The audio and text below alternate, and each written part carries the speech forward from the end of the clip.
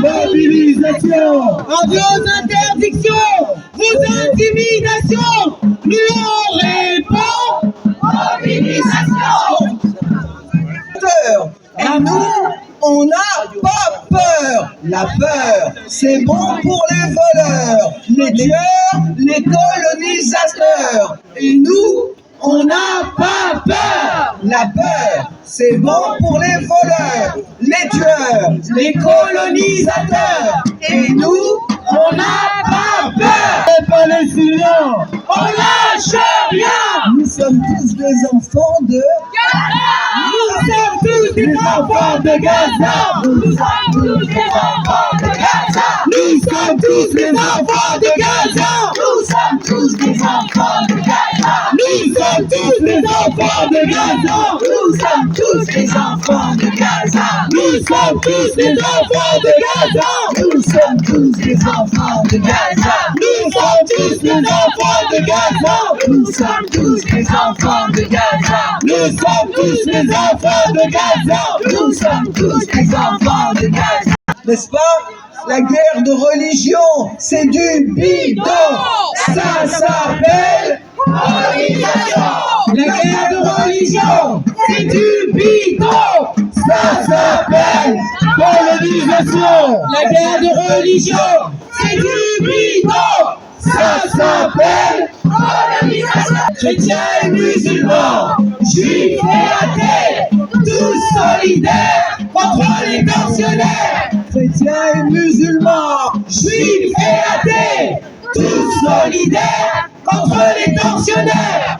Chrétiens et musulmans, juifs et athées, tous solidaires contre les tortionnaires. Chrétiens et musulmans, juifs et athées, tous solidaires contre les tortionnaires. La prendre, j'avais prévu simplement d'être avec vous tous en train de crier les slogans qui sont excellents, particulièrement aujourd'hui.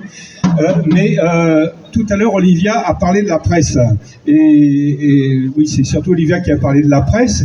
Et elle a cité les médias privés, mais elle a précisé aussi que même dans le service public, il y a des journalistes qui font absolument pas leur travail et qui trompent le monde. Alors, il y a un exemple qui est fantastique. Il a été décrit par Acrimed. Si vous ne connaissez pas Acrimed, je vous recommande de vous pencher sérieusement sur ce qu'ils font. Acrimed, c'est Action Critique des Médias. Ils font des études très approfondies, très détaillées, sur un temps assez long, sur ce que produit la presse. Alors là, je vais vous dire juste un mot, donc je n'avais pas préparé, j'improvise un petit peu, sur ce qui s'est passé à Sciences Po avec la révolte, la mobilisation qu'il y a eu dans plusieurs entités de Sciences Po, notamment à Paris. Vous avez tous entendu les journaux qui parlaient d'antisémitisme, c'est pas possible, à Sciences Po, il ne peut pas y avoir antisémitisme, etc.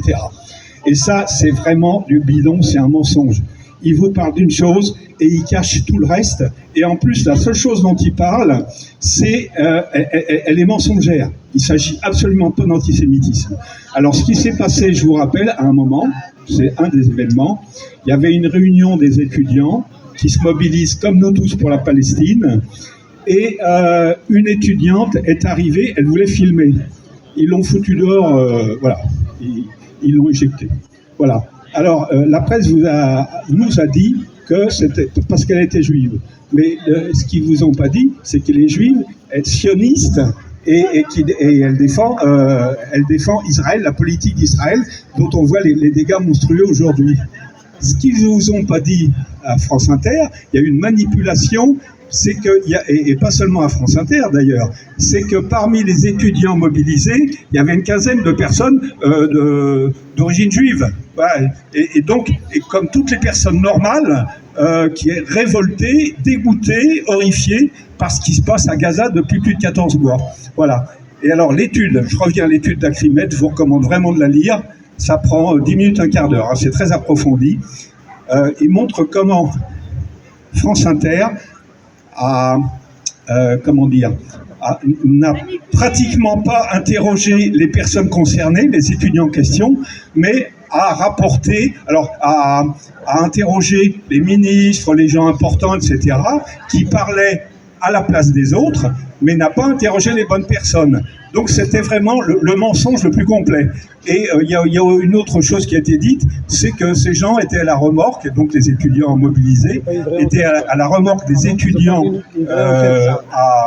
dans les grandes universités états-uniennes qui effectivement manifestent depuis longtemps contre le génocide à Gaza. Voilà un peu la désinformation dont est capable un grand service public comme France Inter, qui est quand même écouté par beaucoup de gens. Alors donc, quand on entend une chose, il faut vraiment imaginer tout ce qu'il y a derrière. Voilà, il faut vraiment s'informer et dénoncer la désinformation qui n'a jamais été aussi grande qu'aujourd'hui. Je vous remercie. Alors maintenant, je vais passer la parole à Maud Villers, qui est porte-parole du collectif des artistes qui se sont mobilisés ces derniers jours pour le peuple palestinien. À vous, Maud. Merci. Salut. Merci. Je suis là, on est deux artistes. Et on a décidé qu'on n'en pouvait plus de ce silence médiatique, le silence des artistes aussi français par rapport à ce génocide. Donc on s'est constitué en collectif. Alors c'est très simple, on s'appelle Artistes pour la Palestine. On a une charte en ligne et on invite bien sûr tous les artistes à venir la signer. Aujourd'hui on est 500 signataires. Alors je vais vous lire les principes fondateurs de ce collectif. Artistes pour la Palestine France est un réseau d'artistes et de travailleuses culturelles en France unis pour soutenir le peuple palestinien, son droit à la souveraineté et à la liberté. Nous nous rassemblons pour demander de toute urgence une solution juste pour toutes et tous en Palestine, y compris pour les réfugiés palestiniens, palestiniennes qui l'attendent depuis plus de 75 ans. En tant qu'artistes et travailleuses culturelles, nous savons que l'art aide à donner du sens, ainsi qu'à transmettre des récits et des émotions. À l'appel de la société palestinienne, artistes, cinéastes, musiciens, musiciennes, écrivains, écrivaines et organisations artistiques, nous nous mobilisons pour que l'horreur cesse et que les discours changent. Nous dénonçons l'invisibilisation des Palestiniens, des Palestiniennes et de leur culture dans les médias, ainsi que la propagation sur les plateaux télé et dans les journaux d'une propagande raciste anti-palestinienne. Nous déplorons l'impunité que le gouvernement français, mais aussi les entreprises et les institutions françaises accordent à Israël et de fait leur complicité dans l'oppression du peuple palestinien, l'instauration d'un régime d'apartheid, la mise à feu et à sang de toute la région et le génocide à Gaza.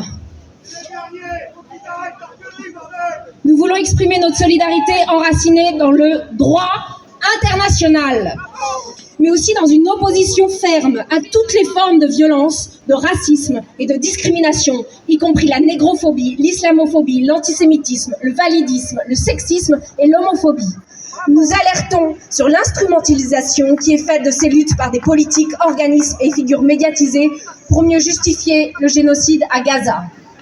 Enfin, répondant à l'appel des acteurs culturels de la société civile palestinienne, nous refusons de collaborer avec toute institution complice de l'apartheid israélien, et en particulier avec ces institutions étatiques et les événements culturels qu'elles organisent ou qu'elles parrainent, tant que l'État israélien ne respecte pas le droit international, les droits humains et les droits imprescriptibles du peuple palestinien. Nous refusons de blanchir par l'art les crimes de l'État israélien et les violations des droits humains. Nos mots, notre travail, ne seront jamais au service d'un crime contre l'humanité. Comme l'a écrit le prix Pulitzer Anne Boyer en novembre 2023, après avoir démissionné de son poste de rédactrice en chef du service poésie du New York Times pour protester contre le traitement médiatique de la situation à Gaza, elle dit « Parce que le statu quo est une forme d'expression en soi, parfois la seule chose qu'il reste aux artistes est le refus. » Nous aussi, aux côtés d'artistes et d'intellectuels dans le monde entier, nous refusons. Nous exigeons la justice, la dignité, le droit à l'autodétermination pour les Palestiniennes et les Palestiniens, comme pour toutes celles et tous ceux qui luttent contre la dépossession et la violence coloniale à travers la planète. Ce sont des questions sociales, écologiques, féministes, cruciales, qui devraient tous et toutes nous concerner. Nous, Artistes et écrivains, nous devons nous tenir du côté des opprimés. Nous demandons à ce que leurs paroles, leur vérité, leur humanité, mais aussi les faits, soient replacés au cœur du discours politique, intellectuel, artistique et médiatique. Aujourd'hui, nous sommes 500 signataires, mais nous invitons toutes celles et tous ceux qui partagent cette vision à nous rejoindre. Merci beaucoup.